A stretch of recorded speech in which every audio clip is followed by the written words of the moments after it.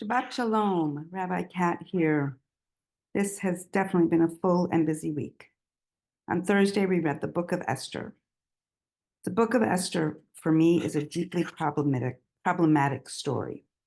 And rather than elaborate on why I think it's a problematic story, we'll share below the link to an article that I wrote in Tikkun about why I find it a very problematic and challenging story.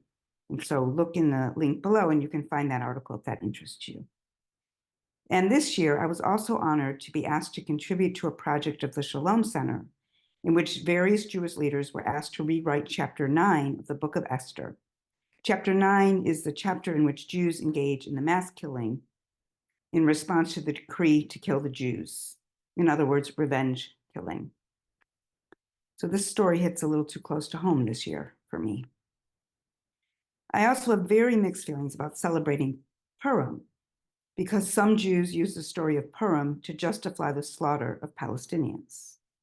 In addition, I have to say I find it problematic that one of the main things people focus on for Purim is getting intoxicated.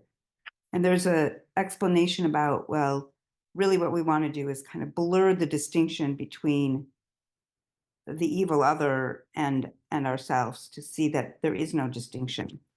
But I find that inviting people into a space in which people are going to be intoxicated can be very insensitive to people who do not feel safe in those spaces.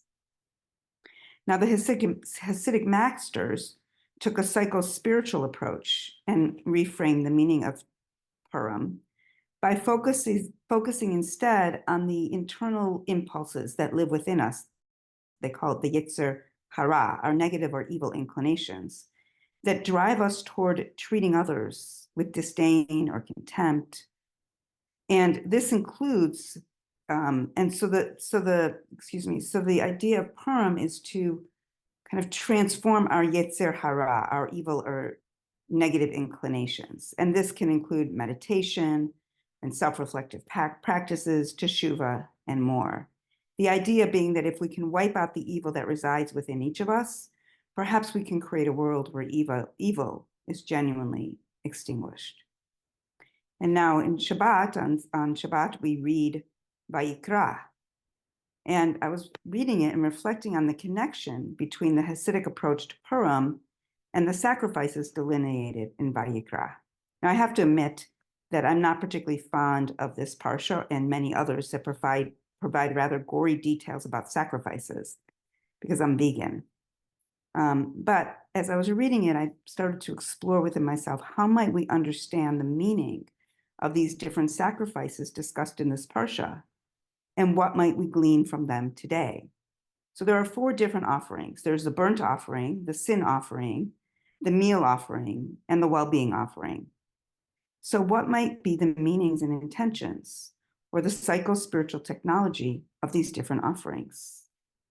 Okay, so let's start with the burnt offering. Could the burnt offering be what we need to focus on when we are depleted, when we're discouraged, or have lost our way, to help us reconnect with the fire that burns within us, to help draw us back to our connection with the divine? What might that look like in our present day? Might we light a fire and do a ritual that reawakens us? When is it that we allow our fire to be extinguished?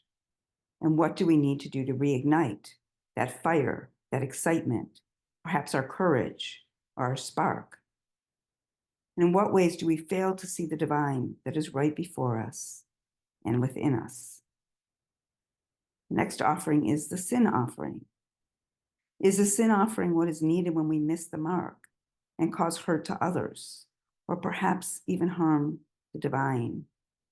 Maybe the divine in the universe itself, maybe the earth, maybe the divine in other beings. Are we able to take time to look at the ways we've missed the mark and do an honest reflection and assessment of the ways we've missed the mark? What makes that challenging for us? Do we need loved ones to help us and hold us? Do we need to know that we are enough and that the goal of being human is not to be perfect, but rather to be loving to ourselves and others? Can we allow space for humility and forgiveness? What does repairing the harm we've caused look like? What ritual or rituals can guide and support us? And what is the teshuvah that might be needed? The meal offering is an offering of food to the divine. Why would we need to offer food to the divine? It might even seem like a waste of food that is so hard to come by for so many. Could it be that a meal offering is a call to remind us to assess if we are hoarding or taking more than what is needed? When we were in the desert, God told us to take only what we need, not more. And when the Israelites took more and hoarded, the food rotted. What drives us to take more than we need? Are we locked in fear? Is it hard to trust in the abundance?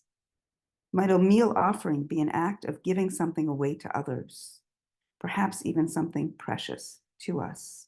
And might that act make us have more trust in the abundance? The last offering is that of the well-being offering. Might the well-being offering be what is needed when we are sick or have somehow not adequately taken care of ourselves, our bodies, our minds, our emotions, our spiritual self?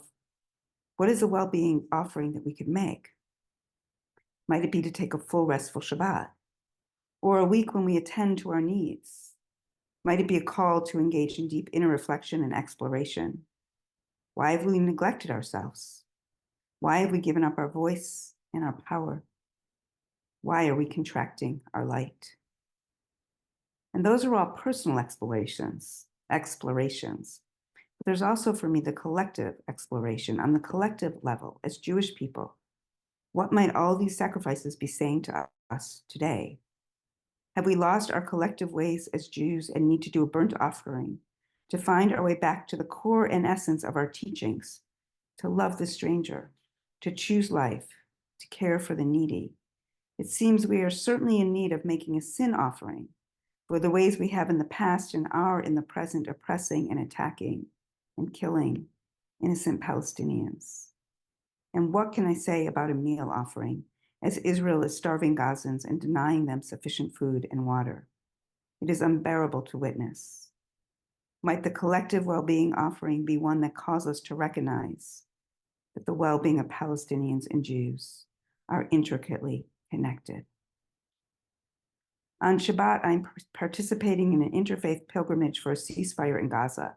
It's a 22-mile walk broken up into different legs in the East Bay, in Berkeley, in Oakland, and Alameda as a mapping of the 22 miles of Gaza that the Palestinians have had to move from the north to the south.